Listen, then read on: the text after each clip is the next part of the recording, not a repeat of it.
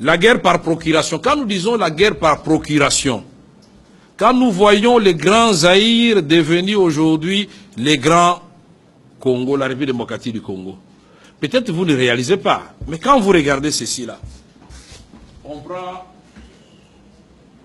vous prenez ça comme ça, dans la quête un peu longue, hein? Et vous allez comme ça, donc ça descend quelque part là-bas, puis ça remonte. Ça c'est la RDC, non? Oui. À peu près, oui. Mais regardez ici, là, le Rwanda, c'est là, le Burundi, c'est là.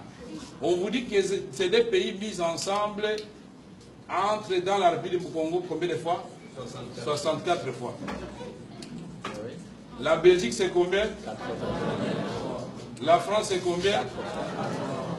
Mais comment un pays comme ça, vous vous réveillez un matin, vous êtes en train de pleurer que celui-là a giflé celui-ci?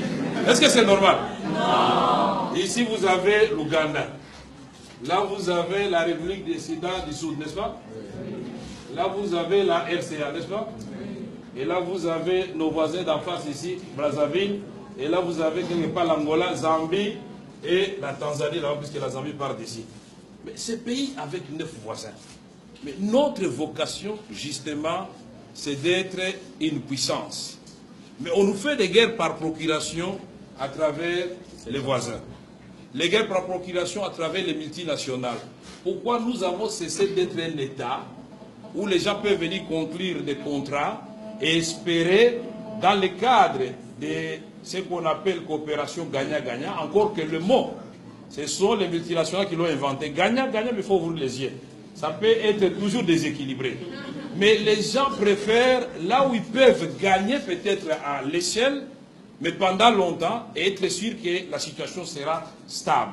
Mais quand ils sont conscients que vous êtes une bande d'aventuriers en train de diriger un pays, ils vous font la guerre, et donc toute cette partie à l'est de la République démocratique du Congo est paralysée. Mais paralysée pendant ce temps, on vous a dit, le professeur Bakali, vous avez dit, Walikale, dans le nord Kivu. À Walikale, nous sommes allés faire ma campagne, on avait atterri à 17h, non? Oui, oui. Quand vous atterrissez à Walikale, le pilote russe vous dit on doit faire un petit tour parce qu'on doit atterrir sur une route asphaltée. Ce n'est pas une piste, oui.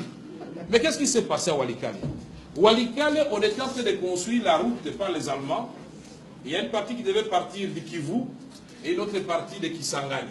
Et les deux routes devaient se rencontrer pour relier Bukavu à Kisangani. Mais quand ils arrivent à Walikale, tiens, ils creusent, les Allemands se regardent, ils disent, mais comment? Qu'est-ce que nous voyons là? Ça, c'est pas la cassiterite.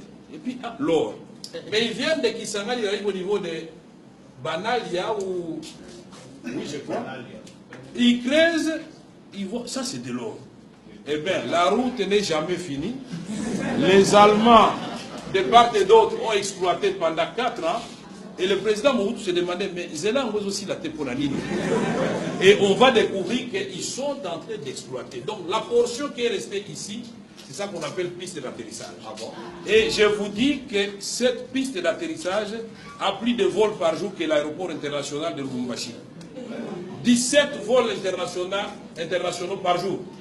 Donc les avions partent de Walikale, un bled perdu dans le circuit nord où il n'y a ni eau, ni électricité, ni école viable, ni centre de santé. Mais chaque jour, vous avez 17 vols de Walikale vers Nairobi. Walikale, Entebbe, Kampala. Walikale, vous allez à Kigali. Walikale, Bujumbura. Mais là, ce sont des centres de transit. Mais ces avions Antonov amènent des minéraux. Et ces minéraux sont récupérés tout de suite là, puisqu'il y a des centres de négoce.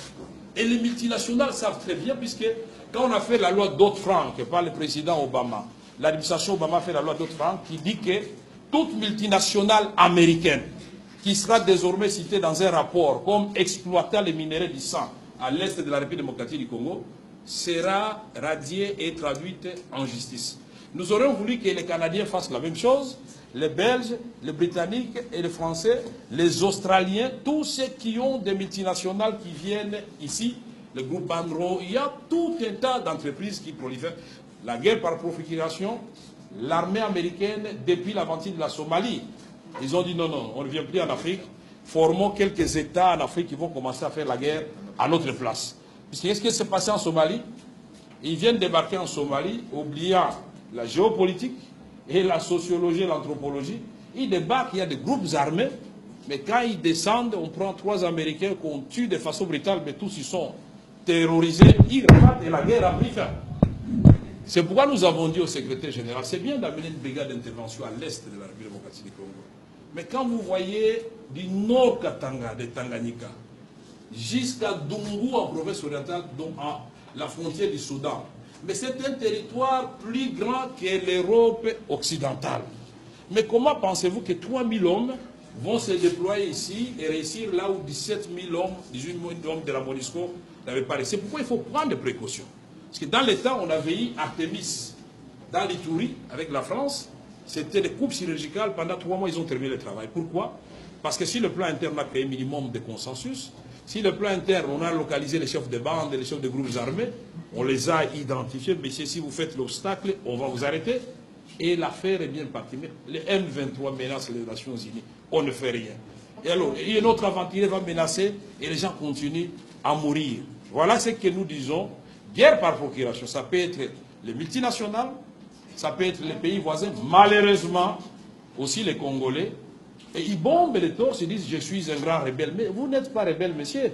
Vous êtes un pantin parce que utilisé par des pays étrangers pour déstabiliser votre propre pays.